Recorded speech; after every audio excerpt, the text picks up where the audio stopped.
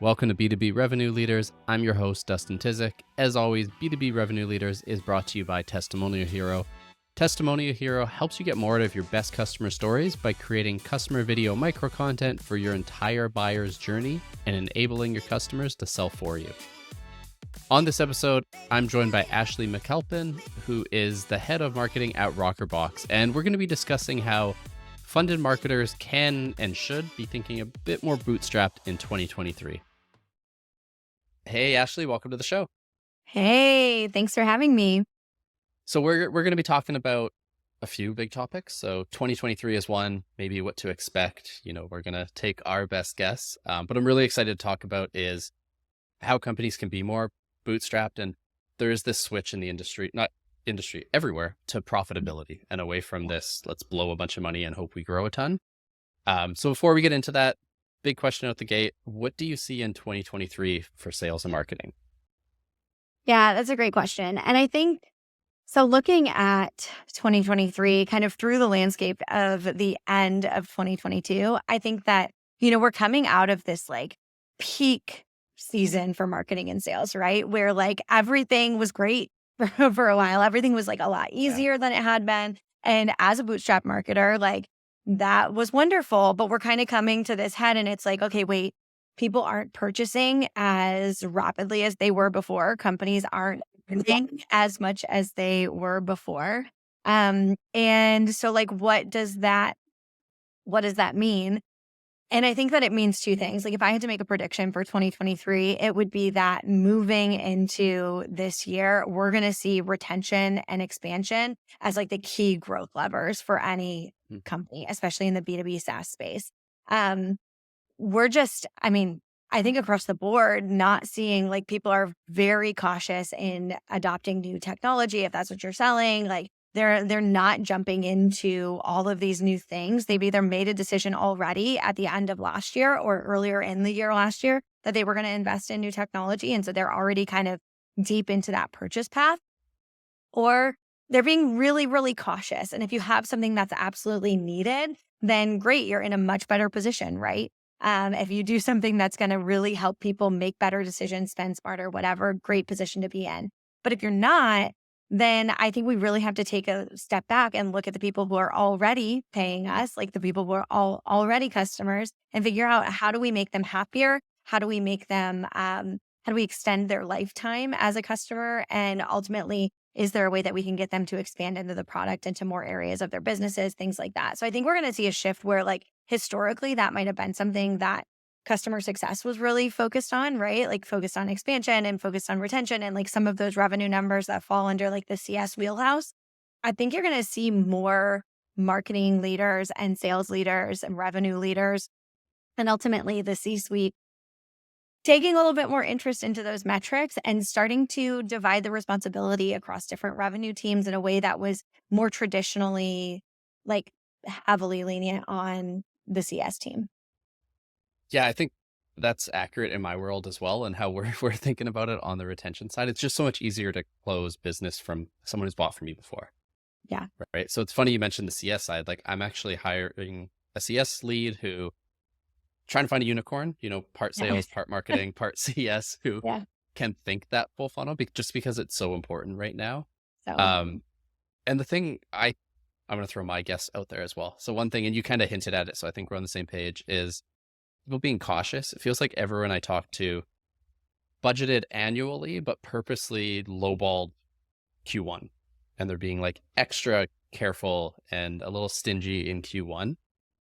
So that's my prediction is Q1 is going to be slow and rough for a lot of companies. So I want to dive into the other topic because you mentioned, how can you think more like a bootstrap company, even if you have that war chest and you're funded? So what are your thoughts on that? Like what could funded companies learn from the more bootstrapped organizations? Yeah. Well, I think first, even before, like, what can they learn? Like, why does it matter, right? Like, if you are funded, why does it matter if you start to think like a bootstrap marketer or a bootstrap revenue person in general? And the answer is that like cash might have been flowing in the last couple of years, but it's not anymore. So I think even funded marketers are starting to think a little bit more intentionally, or funded businesses really in general are starting to think a little bit more intentionally, like okay, maybe this funding is not going to continue forever. Like maybe the emphasis isn't going to be on how much can we burn, and it's going to be, taking a step back and looking at our revenue per head count. And it's going to be taking a step back and actually looking at like, how do we take a turn towards profitability versus this like high intensity burn rate that we had before. And so I think that, as someone who's funded stepping into this, you have a more of a buffer, right? So I've been a like first marketing hire 3 different times at 3 different tech startups in the B2B space.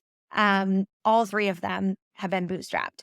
And at my last company, we were bootstrapped for 4 years as we built the team and scaled pretty well. And then we went through fundraising. And so I kind of saw both sides of it, right? Like I was in that bootstrap position where like we were in the grind for years and operating from a place of like a pretty high profit, right?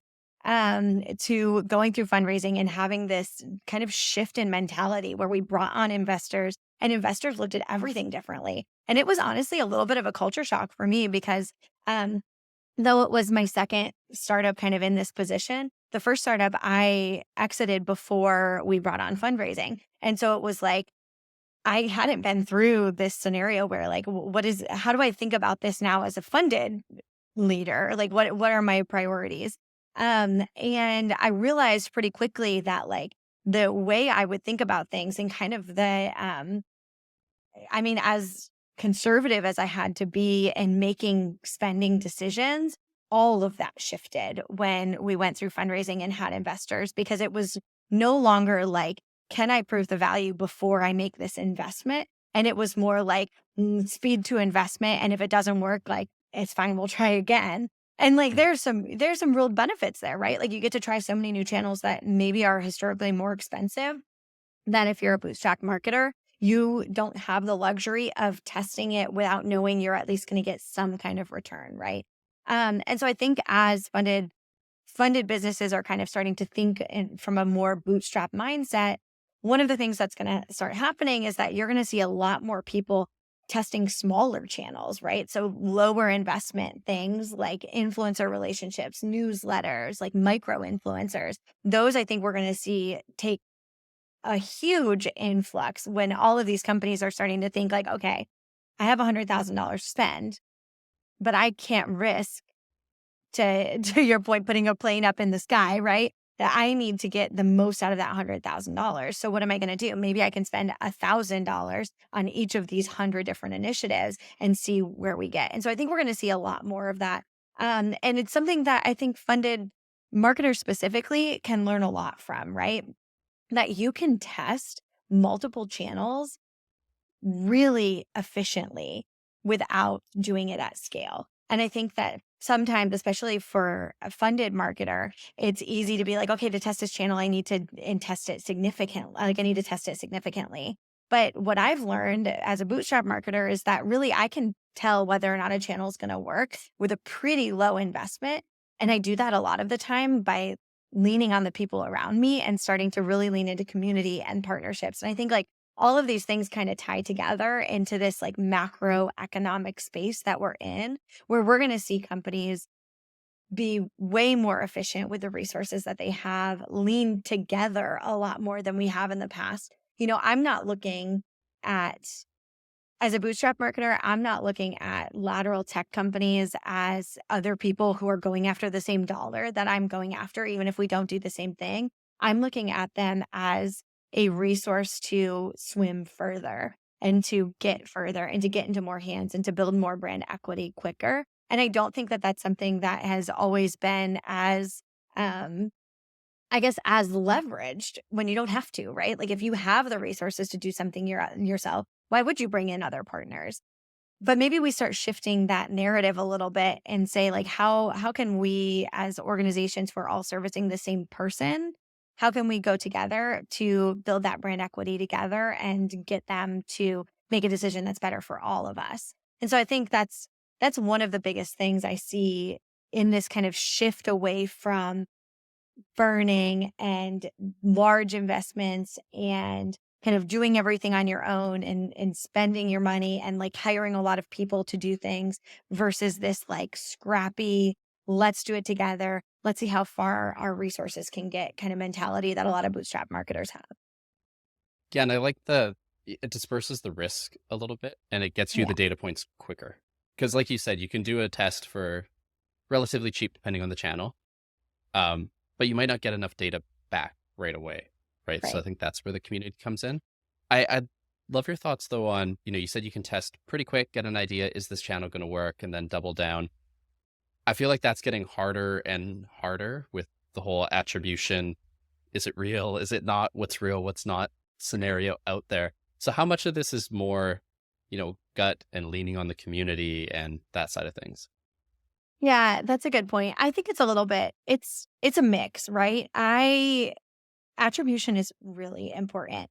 And I think depending on the industry that you're in, it becomes more important, right? Like if we were talking about B2C marketing, Yeah. and most of your purchasers are making a buying decision really quickly and like you're doing a lot through paid channels, like that's different, right? Like attribution is so important because you can literally map out the entire life cycle in less than 30 days in a lot of cases.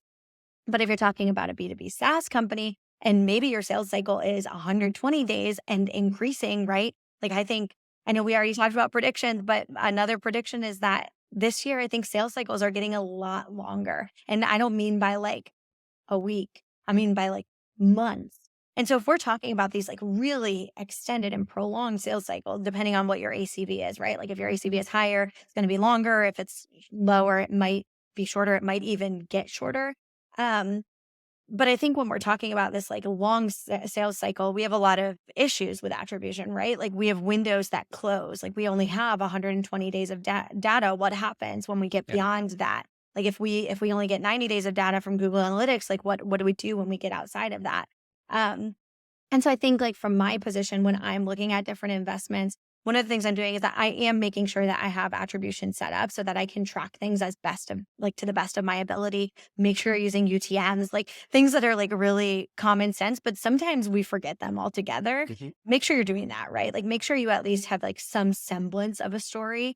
Make sure you know what you invested, make sure that you're tracking some of those touch points in your different systems, whether you're using Salesforce or HubSpot, like making sure that you're at least like that you know where they came from and that they were influenced. But then at the end of the day, like I'm looking holistically and saying, like, I don't need to see acquisition all the way to closed one to determine whether or not I'm going to double down in a channel. Because to your point, like if I have to wait 4+ months to decide whether or Yeah, not to use that channel exactly. again, what if that channel was wonderful, but I stopped using it? I've now got a 4-month gap where I'm going to have to wait again, right? Like that just added a year to that acquisition channel before I'm really going to start to see success. So what I would do is like if you're starting to see traction, a lot of that can be in visits, a lot of it can be in community, right? Like using something like um if your sales cycle is shorter and you're still having attribution problems, you can use like post-purchase surveys, things like that.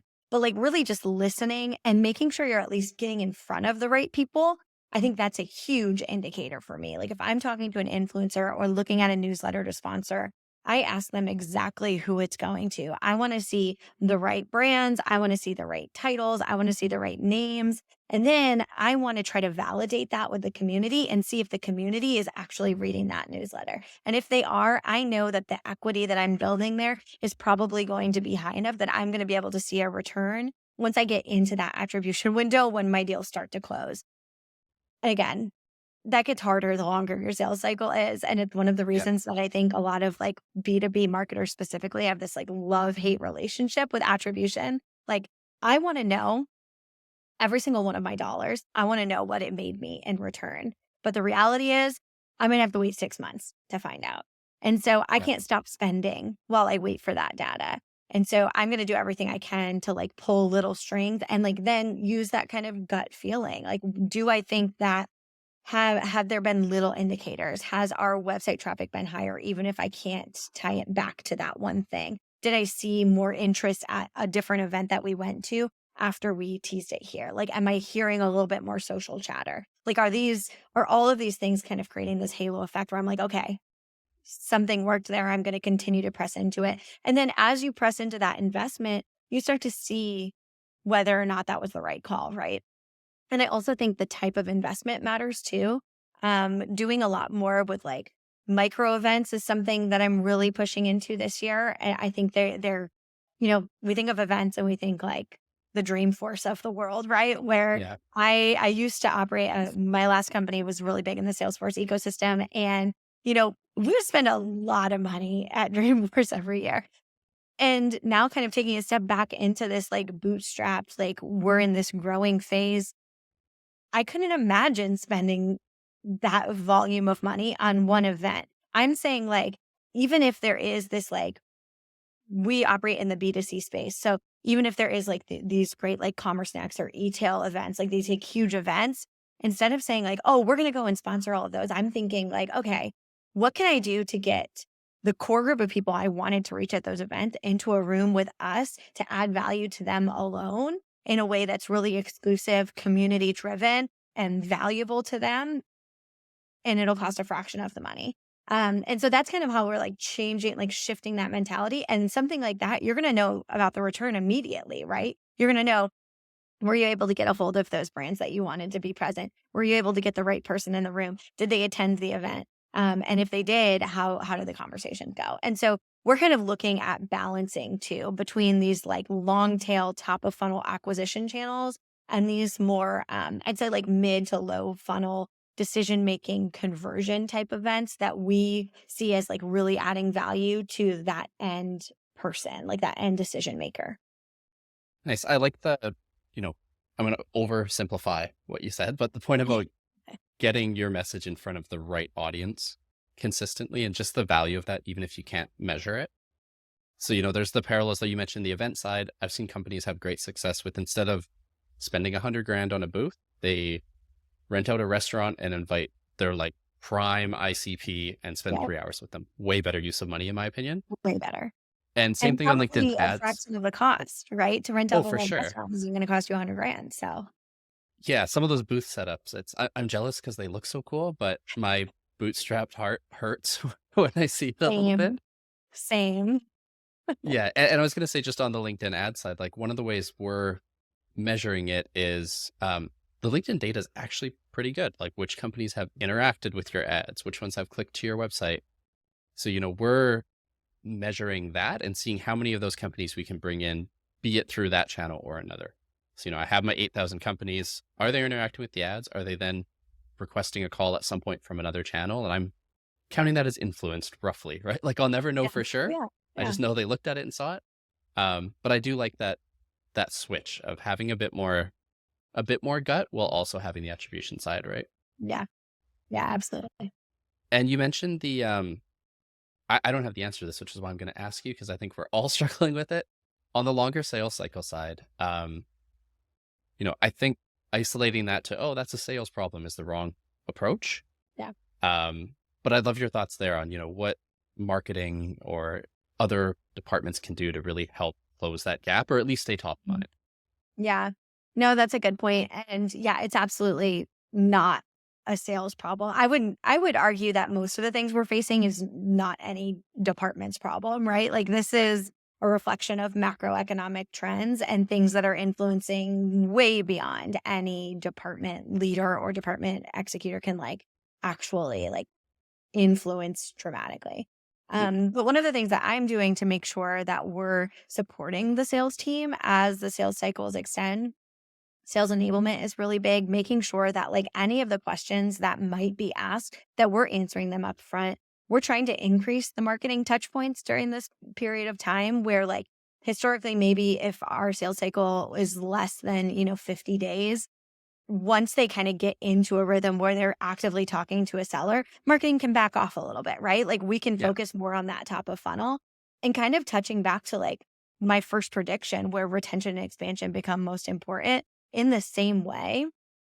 Nurturing and Hmm. expanding and retaining our pipeline is becoming more important, right? Because there's not like I don't see, at least for the first half of this year, I don't see our top of funnel for anyone dramatically increasing, right? Like I still see the traffic. I'm still seeing a lot of engagement. We're still seeing growth, but that growth I think is a lot of like window shopping. It's not, to what I said earlier, I think people have already made the decision whether or not they're going to invest in new technology in the first half of this year.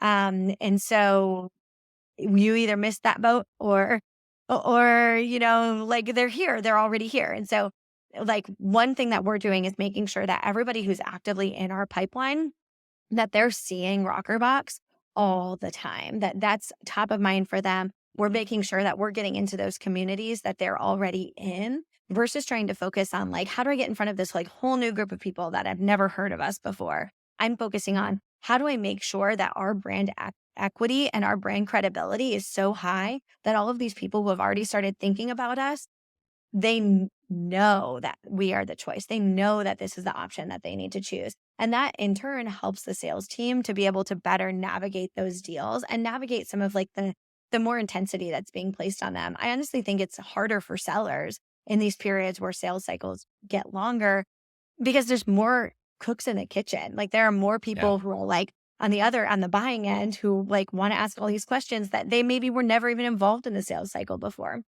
You're seeing a lot more like C-suite involvement in deals that maybe are lower ACV that like a C-suite would have never been involved in. And so I think for sellers, like being able to like being prepared with the right way to kind of handle each of those situations is something that in my role, I'm trying to do to make sure that they have the enablement that they need to better address those conversations. And so one really like tactical way that that's kind of um, come down is we created messaging for every type of person who might be in the room for our sales team to kind of talk through some of the biggest, like big ticket items that we have.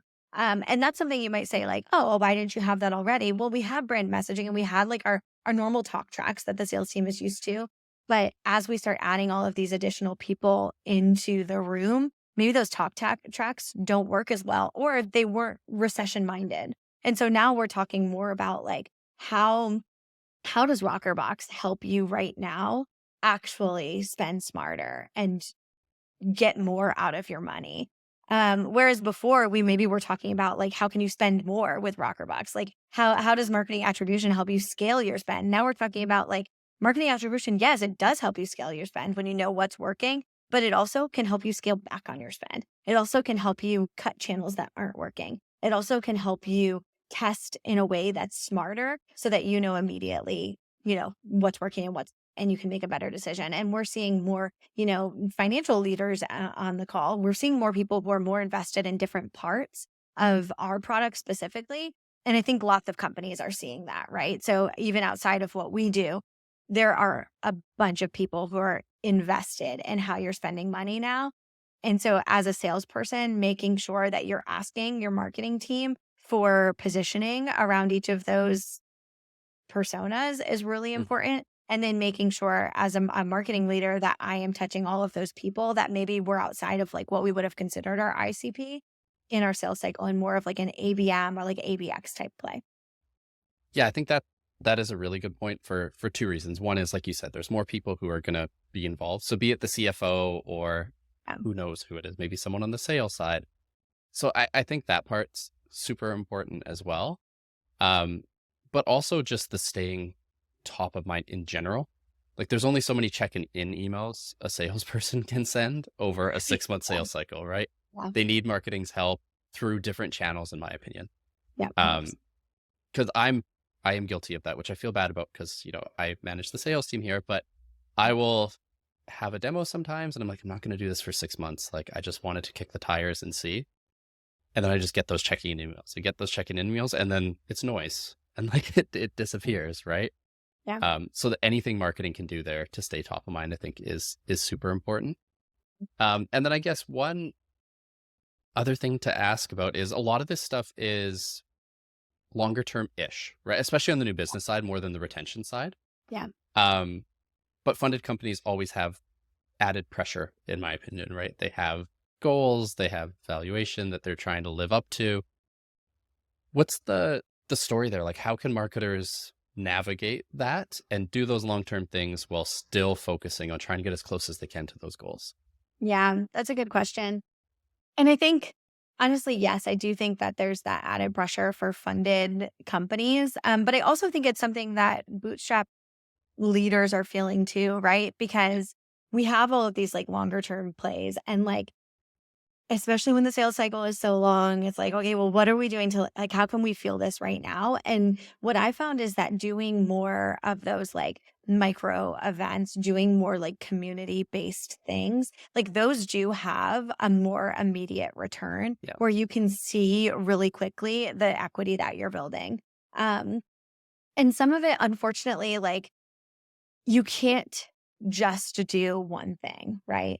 And so I think that like as many long plays that you have in motion, you also have to have a handful of like quick wins and things where you are, even in a time where it's hard, getting more people into top of funnel. Like by no means would I say everybody should just stop spending. Stop investing in everything. Like that's the bootstrap advice. That is not my advice. That is not Yeah. what you should do. It's just that you have to be spending smarter and you have to be taking that spend and looking at non-traditional channels. And there are some that have a quicker return. And I think like looking into influencer relationships is something that has gained traction over the last probably 5 years in the B2B space. Um, but if you're not doing it, like there are some industries where I feel like there are some B2B industries that I don't think are doing this as much yet. Like you should be find the people that your people respect and trust and listen to and Yeah. then work with them. Like find them. They're there. They're there somewhere. It depends on your industry, what they look like.